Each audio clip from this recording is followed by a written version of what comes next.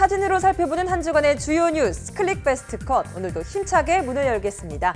연합뉴스 사진부 최재구 기자와 함께합니다. 최 기자 어서 오세요. 안녕하세요. 네, 봄이 슬슬 오기 시작하면서 이제 야외 활동도 많아지는 것 같습니다. 이럴 때 사진 기자들은 보통 어디로 많이 나가나요? 네, 그 겨울에 있었던 실내 스포츠 경기가 거의 정리가 되고 있고요. 이제 야구나 축구 같은 실외 스포츠 경기가 시작을 하고 있습니다. 그래서 저희는 그런 취재를 주로 준비하고 있습니다. 네, 저도 야구나 축구 참 좋아하는데 우리 클릭 베스트 컷에 좋은 사진 좀 많이 소개해 줬으면 좋겠습니다. 예. 네, 클릭 베스트 컷 첫 번째 사진부터 살펴보겠습니다. 네, 강물처럼 흘러내려오는 것들이 자세히 보니까 이게 다 쓰레기 덤이네요. 여기 예. 어떤 곳이죠? 자세히 보시면 이게 전부 쓰레기 덤입니다. 이 중간에 가운데에는 차가 다닐 수 있는 길이 날 정도로 높이 쌓여 있고 뒤에는 이렇게 도심이 보이고 있어요. 네. 이게 중동의 파리라고 불렸던 레바논 수도 베이루트 인근의 모습이에요. 거기서 수거된 쓰레기가 모여 있는 모습인데 이렇게 모여 있는 이유는 이 도심에서 쓰레기 매립지가 있었을 거 아닙니까? 네. 거기서 거기 용량이 꽉 차고 근교에 더 매립장을 만들기로 했는데 그게 무산이 되면서 이런 광경이 나왔습니다. 그 지난해 7월에 레바논 최대 규모의 남해 매립장이에요. 그게 폐쇄되고 현지 주민들이 아까 말씀드렸던 신규 매립장 설치에 강력히 반발하면서 이 쓰레기를 처리하지 못하고 있는 장면입니다. 네. 그 지난해 9월에는 쓰레기 처리의 분산화, 쓰레기 관리 지방단체의 자금 지원 등의 내용을 포함한 종합대책이 있었거든요. 근데 실제로는 이행되지 않았어요. 지금 레바논 상황은요, 그 내각과 의회가 제 역할을 못하면서 실질적으로 무정부 상태에 가까운 그런 모습이에요. 심지어 그 2009년 총선을 치렀어야 했을 의회도 계속 총선을 미루면서 계속 임기를 연장하고 있고요. 더 중요한 그 대통령 2014년 5월부터 공석 상태이라고 합니다. 네.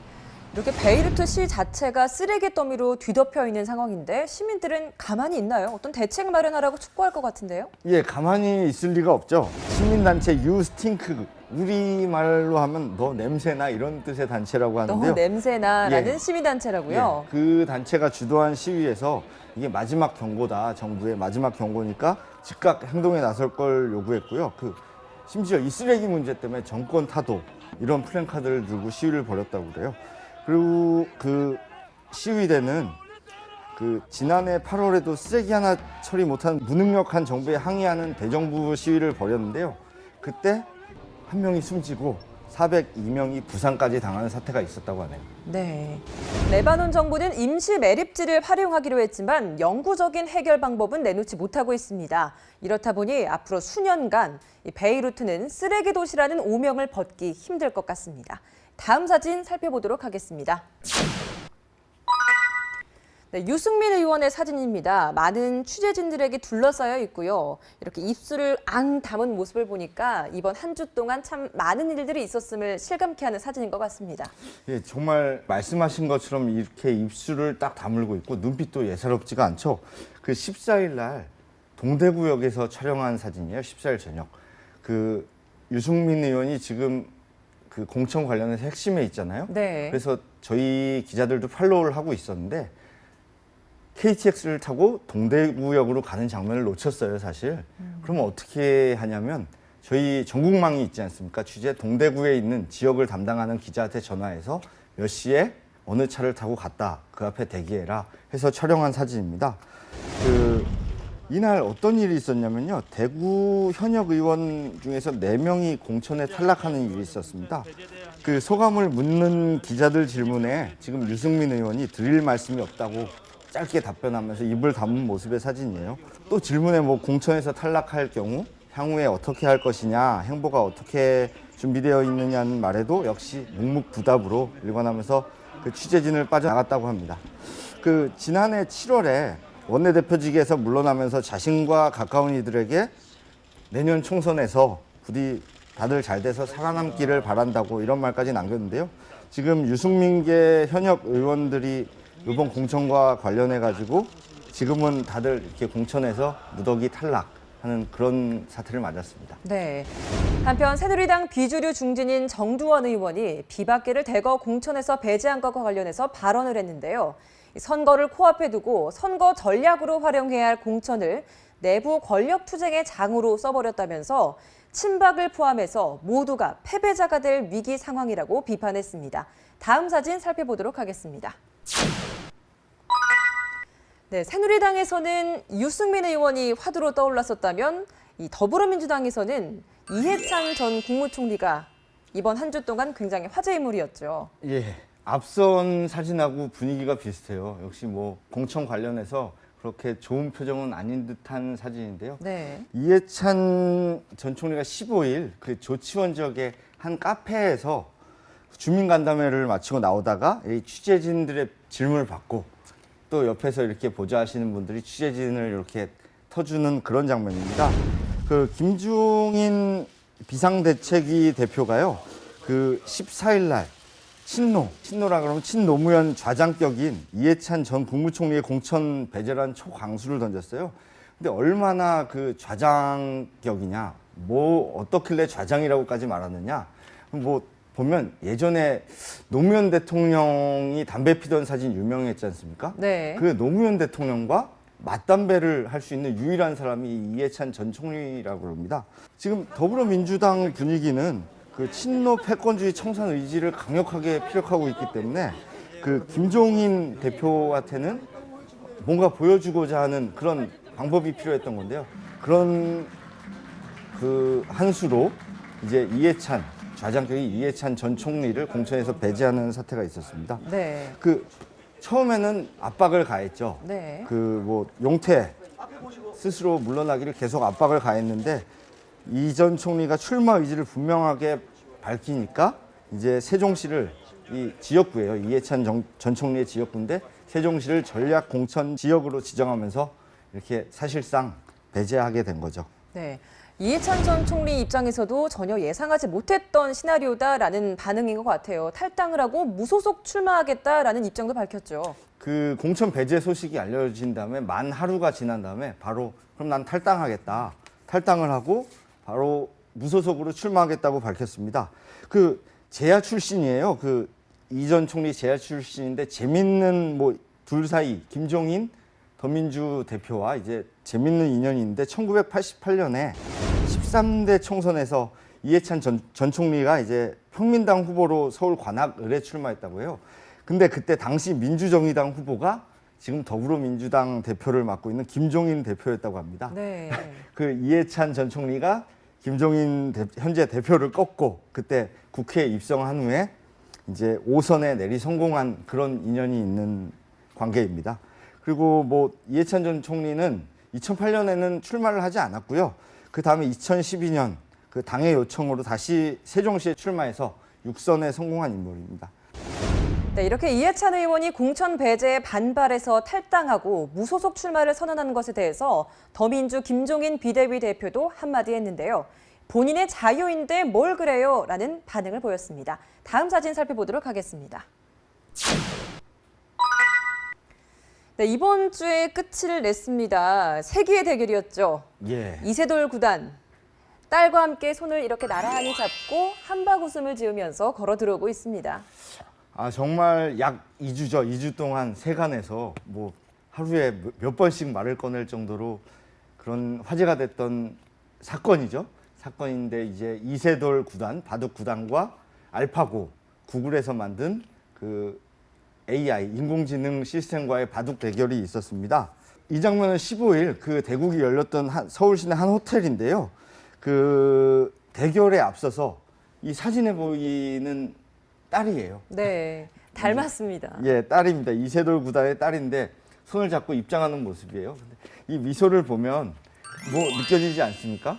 아빠 미소, 그렇죠. 딸바보 아빠 미소가 보여지는데요. 이렇게 이세돌 구단도 딸바보라고 하고요. 네. 그렇게 사랑하는 딸을 데리고 아빠 이런 사람이야. 이 경호원의 이 경호를 받으면서 기자들이 취재하는 이 지역을 지나갈 수 있는 이런 사람 얼마나 뿌듯했을까요? 네. 그 아빠의 심정이 한번 이렇게 되어 보면 굉장히 기분이 좋아지는 사진입니다. 네. 동갑내기 아내죠. 김현진 씨도 남편이 이겼으면 좋겠다고 뜨겁게 응원했습니다.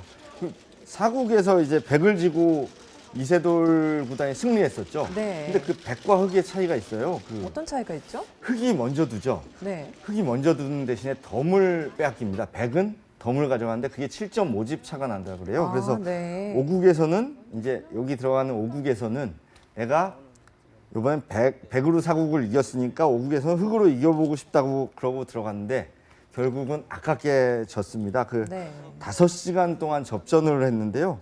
그 종합 성적은 결국 1승 4패. 구글의 알파고는 4승, 이세돌은 1승을 했습니다. 근데 뭐 이렇게 지인들끼리 내기하고 그러시지 않으셨어요? 네, 저희 삼국대 내기했어요. 예, 저도 이제 내기를 했는데 저는 사실 이세돌 구단의 5승에 걸었어요. 그래서 첫날 떨어졌습니다. 완승에 걸으셨어요. 예, 이세돌 네. 뭐 컴퓨터 따위야 그러면서 했는데 완패를 했죠. 저는 근데 이제 거꾸로 건 회사 동료가 있었어요. 네. 이제 뭐 자기는 이세돌이 5대 0으로 질 것이다 이렇게 걸었는데 3패를 내리당하고 그 회사 동료가 나는 그렇게 예상했지만 이제는 사람이 이겼으면 좋겠다. 그러면서 이세돌을 응원한다고. 네. 그렇게 이제 그 정도로 이제 인류와 컴퓨터의 대결로 큰 사건이 있었던 2주였습니다. 네. 인간을 대표하는 이세돌 구단과 인공지능을 대표하는 알파고의 마지막 대국에 누리꾼들 역시 승패를 떠나서 뜨겁게 응원했는데요. 승패 관계없이 이세돌 구단이 승자라는 반응이 줄을 이뤘습니다. 다음 사진 살펴보겠습니다. 네. 사람들이 많이 몰려 있어요. 뭐 사진을 찍고 있는 사람도 여기 보이고요. 어떤 게 관심이 있나 싶어봤는데 뭐 큰 동물이 죽어 있네요. 예. 고래인가요? 예, 그렇습니다. 현지 시간으로 14일입니다. 그 발리 해변에 이렇게 해변가로 와서 죽어 있는 향유 고래의 모습이에요. 그 향유 고래가 어떤 고래냐면요. 길이가 무려 지금 이 고래는 16m 정도. 그리고 16m요? 예, 어느 정도 되는 거죠, 그럼? 시내버스 크기 아시죠? 시내버스 크기가 11m 정도 된다고 하네요. 그러니까 아. 그 시내버스보다 훨씬 큰 크기. 네, 그 정도니까 좀 비교가 확실히 되네요. 예, 그보다도 뭐 20m까지 자란다고 하니까 시내버스 2개를 합친 길이만큼 자랄 수 있는 그런 큰 고래입니다. 무게도 25톤, 30톤 정도 나갈 수 있다고 하는 큰 고래인데요. 이 사진에 보시면 이렇게 뭐가 막 올려져 있어요. 네, 뭐예요? 아, 이 향유 고래의 죽음을 뭐 애도하면서 사람들이 제가 사진을 확대해 봤는데 돈도 있고 아, 또 힌두교식 그런 예의를 갖췄다고 하네요. 그리고 뭐 관광객들 아까 설명해 주셨다시피 향유고래 위에 올라가서 셀카도 찍고 뭐 이런 모습이 재밌는 모습들이 많이 나왔다고 합니다. 네. 고래가 이렇게 물 밖으로까지 나와서 죽는 원인은 밝혀졌나요? 이게 그 직접적인 원인은 이 굉장히 무거워 아까 25톤, 30톤 무게만 해변에 나왔는데 숨을 쉴 수 있지만 네. 공기 중에 포유류니까요. 근데 자신의 무게에 눌려가지고 그 질식사한다고 합니다. 근데 근본적인 원인인 이 해변으로 나오는 이유에는 여러 가지 설이 있는데요. 그 개체 수가 너무 늘어나서 그런 거 아니냐, 포획이 금지되면서 그런 설도 있고, 그 바다에 떠다니는 선박이나 그 굴착 시설, 석유 굴착 시설에서 나오는 소음들이 그 음파를 신호로 다니는 고래들에게 악영향을 줬다고 이제 환경단체들은 네. 또 주장하고 있습니다. 그리고 일부는 그 음파로 수중을 탐지하는 뭐 낚시할 때나 아니면 그 잠수함 같은 네. 곳에서 많이 쓰는 소나, 음파 탐지기죠. 그런 것들이 그 고래의 떼죽음의 원인으로 지목되기도 합니다. 네. 네, 아직 정확한 원인이 밝혀지진 않았다고 했지만 인간과 자연의 공존 방법에 대해서 많은 생각을 하게 하는 그런 사진인 것 같습니다. 다음 사진 살펴보도록 하겠습니다. 네, 리오넬 메시의 모습입니다. 활짝 웃으면서 아이들과 어떤 뭔가를 하고 있는 것 같은데 아이 손에 펜이 쥐어져 있네요. 이게 뭐 친분이 있는 것처럼 이렇게 즐겁게 얼굴 표정도 너무 밝아요. 예, 그럼 뭐 사인을 받는 모습인데요. 그 15일 현지 시간이에요. 스페인 산후안 데스피 그 메시가 그 동료들과 연습을 하고 있는데 동네에서 구경을 하던 어린이들이 철조망을 뚫고 들어와서 훈련장으로 들어온 예, 거예요. 훈련장으로 들어와서 메시한테 사인을 해주세요 이런 요청을 하는 장면입니다. 그 다른 사람의 입장에서 보면 불청객인데 메시가 이 소년들을 발견했을 때 경비원들이 왔을 거 아니에요. 나가라고. 근데 메시가 내쫓지 않고 경비원을 오히려 말리면서 사인도 해주고 같이 이렇게 행가래도 쳐주면서 그런 노는 모습들이 카메라에 잡혔습니다.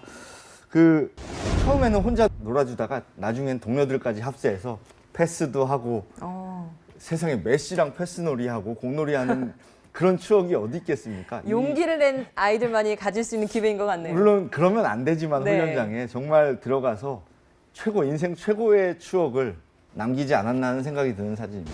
리오넬 메시가 어린 팬들에게 유독 좀 친절한 것 같아요.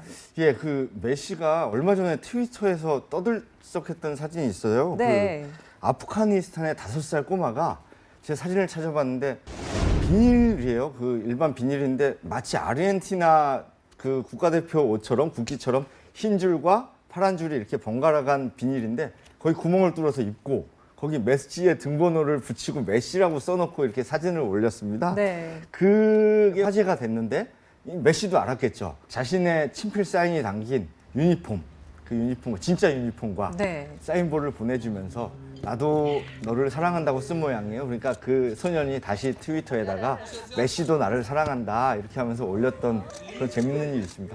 세계 축구의 양대 영웅 메시와 호날두. 이 사진에서와 같이 메시는 어린 팬들에게 깜짝 행가래 선물을 해주면서 팬들의 박수를 받았는데 반면에 호날두는 조만간 법정에 서게 됩니다. 경기장 밖에서 이 두 선수의 희비가 또 한 번 엇갈리는 모습이네요. 다음 사진 살펴보겠습니다. 네, 오늘 마지막 사진인데요. 개가 목에 꽃메달을 걸고 있고 옆에서 사람이 굉장히 흐뭇한 듯 바라보고 있습니다. 어떤 사진인 거죠? 예, 말씀해 주신 대로 이 정말 표정에서 수고했어 이런 힘든 표정이 묻어나고 네. 경공도 피곤하죠. 피곤해 보이죠. 네, 입에 얼음도 맺혀 예, 있어요. 여기 보시면 입에 얼음도 이렇게 붙어 있습니다. 네. 어떤 사진이냐면 14일 날 있었던 미국 알래스카 놈이라는 지역에서 그 아이디타 로드 개썰매 경주 대회가 폐막을 했습니다. 거기서 우승한 경공과 이 경공의 주인이죠. 썰매를 끄는 사람을 뜻하는 말인데 머셔가 함께 우승 기념 사진을 찍고 있는 모습이에요. 이 머셔는 최연소 머셔라고 합니다. 최연소 우승 머셔인데요. 우승 기록은 8일 11시간 20분. 하루가 아니에요. 8일이에요. 8일 동안 쉬지 않고 계속 달리는 거예요. 예, 이 대회는 총 1,600km의 설원을 달리는 대회인데요. 네. 그 길고도 긴 경주로 유명하고요. 그 이름에서 나오듯이 아이디타 로드, 이건 먼 길을 뜻하는 그 알래스카 말이라고 하네요.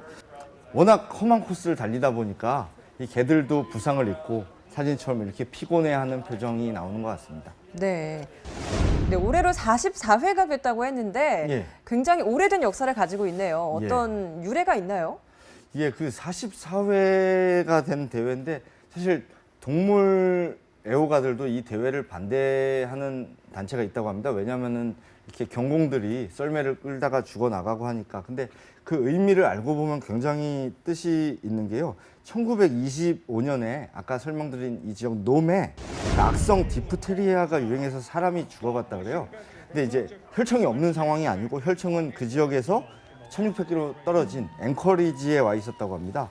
근데 이제 가져올 방법이 없어서 발만 동동 구르는 상황에서 용감한 그 머셔죠. 개썰매꾼들 10명이 지원을 해서 그 1600km를 뚫고 가서 혈청을 가져와서 마을 사람들을 구한 데서 유래된 대회라고 합니다. 네. 이 대회에 참가하기 위해서는 그 머셔가 있어야겠죠, 일단. 그리고 16마리의 경공들이 있어야 됩니다. 썰매를 끄는 개들이 있어야 됩니다. 그게 규칙이고요. 아까 16마리라고 그랬잖아요. 출발할 땐 16마리지만 돌아올 때는 10마리 안팎의 그 경공들만 돌아온다고 합니다. 그만큼 이제 어려운 대회인데 가장 어려운 것이 그 100km, 시속 100km의 강풍과 그 영하 73도의 추위로 인해서 그런 경공들의 죽음이 생긴다고 합니다. 결승점에는 최소 5마리 이상의 썰매견이 머셔와 함께 들어와야 한다는 게 대회 규정입니다. 그런 만큼 썰매견들의 상태를 잘 파악하면서 달리는 게 우승에 가까워지는 지름길일 것 같네요. 네, 여기까지 오늘 저희가 준비한 사진 모두 살펴봤습니다.